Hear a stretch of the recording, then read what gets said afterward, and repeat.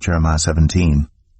Judah's sin is engraved with an iron tool, inscribed with a flint point on the tablets of their hearts and on the horns of their altars.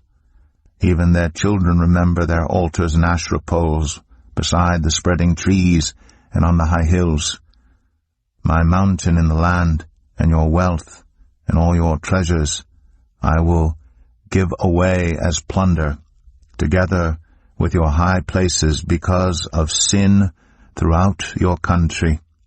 Through your own fault you will lose the inheritance I gave you. I will enslave you to your enemies, in a land you do not know. For you have kindled my anger, and it will burn forever. This is what the Lord says. Cursed is the one who trusts in man, who draws strength from mere flesh, and whose heart turns away from the Lord.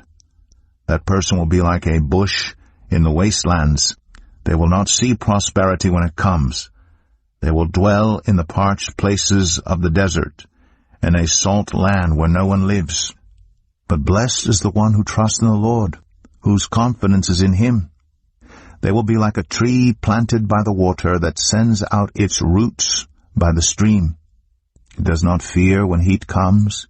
Its leaves are always green. It has no worries in a year of drought and never fails to bear fruit. The heart is deceitful above all things and beyond cure. Who can understand it? I, the Lord, search the heart and examine the mind, to reward each person according to their conduct, according to what their deeds deserve. Like a partridge that hatches eggs it did not lay, are those who gain riches by unjust means. When their lives are half gone, their riches will desert them, and in the end they will prove to be fools. A glorious throne, exalted from the beginning, is the place of our sanctuary. Lord, you are the hope of Israel. All who forsake you will be put to shame. Those who turn away from you will be written in the dust, because they have forsaken the Lord, the spring of living water. Heal me, Lord, and I will be healed. Save me, and I will be saved. For you are the one I praise. They keep saying to me, where is the word of the Lord? Let it now be fulfilled. I have not run away from being your shepherd. You know I have not desired the day of despair. What passes my lips is open before you. Do not be a terror to me. You are my refuge in the day of disaster. Let my persecutors be put to shame, but keep me from shame. Let them be terrified, but keep me from terror. Bring on them the day of disaster. Destroy them with double destruction. This is what the Lord said to me. Go and stand at the gate of the people, through which the kings of Judah go in and out. Stand also at all the other gates of Jerusalem. Say to them, hear the word of the Lord, you kings of Judah, and all people of Judah, and everyone living in Jerusalem who come through these gates. This is what the Lord says. Be careful not to carry a load on the Sabbath day, or bring it through the gates of Jerusalem. Do not bring a load out of your houses, or do any work on the Sabbath, but keep the Sabbath day holy, as I commanded your ancestors. Yet they did not listen or pay attention. They were stiff-necked and would not listen or respond to discipline. But if you are careful to obey me, declares the Lord, and bring no load through the gates of this city on the Sabbath, but keep the Sabbath day holy by not doing any work on it, then kings who sit on David's throne will come through the gates of this city with their officials. They and their officials will come riding in chariots and on horses, accompanied by the men of Judah and those living in Jerusalem, and this city will be inhabited forever. People will come from the towns of Judah and the villages around Jerusalem, from the territory of Benjamin and the western foothills, from the hill country and the Negev, bringing burnt offerings and sacrifices, grain offerings and incense, and bringing thank offerings to the house of the Lord. But if you do not obey me to keep the Sabbath day holy, by not carrying any load as you come through the gates of Jerusalem on the Sabbath day, then I will kindle an unquenchable fire in the gates of Jerusalem that will consume her fortresses. Jeremiah 18. This is the word that came to Jeremiah from the Lord. Go down to the potter's house, and there I will give you my message." So I went down to the potter's house, and I saw him working at the wheel. But the pot he was shaping from the clay was marred in his hands. So the potter formed it into another pot, shaping it as seemed best to him. Then the word of the Lord came to me. He said, "Can I not do with you, Israel, as this potter does, declares the Lord?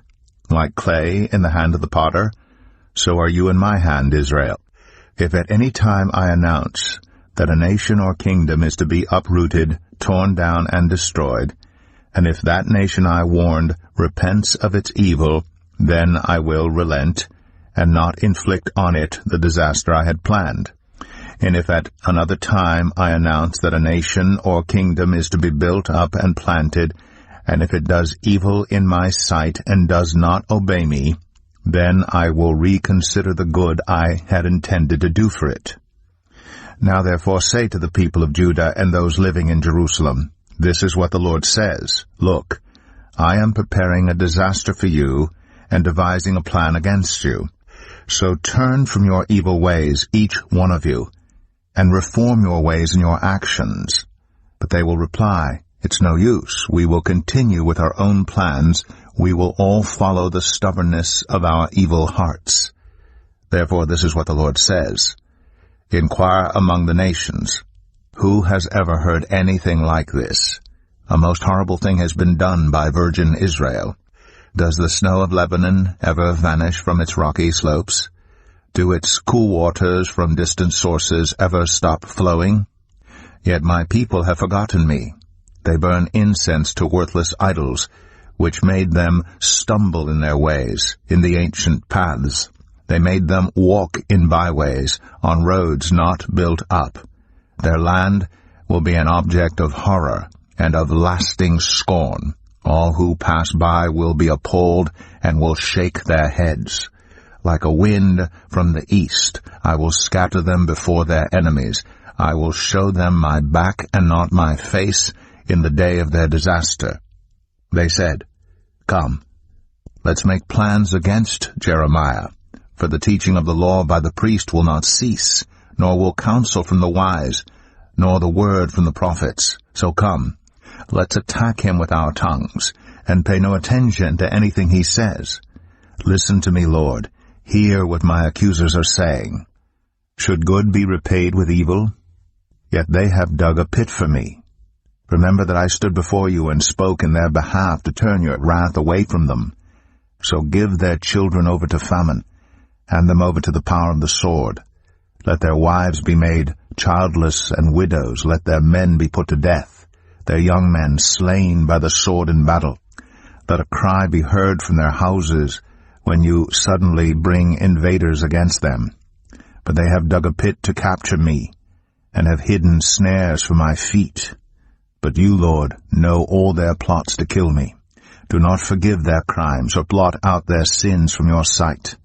Let them be overthrown before you. Deal with them in the time of your anger." Jeremiah 19. This is what the Lord says. "Go and buy a clay jar from a potter. Take along some of the elders of the people and of the priest, and go out to the valley of Ben-Hinnom, near the entrance of the potsherd gate. There proclaim the words I tell you, and say, Hear the word of the Lord, you kings of Judah and people of Jerusalem.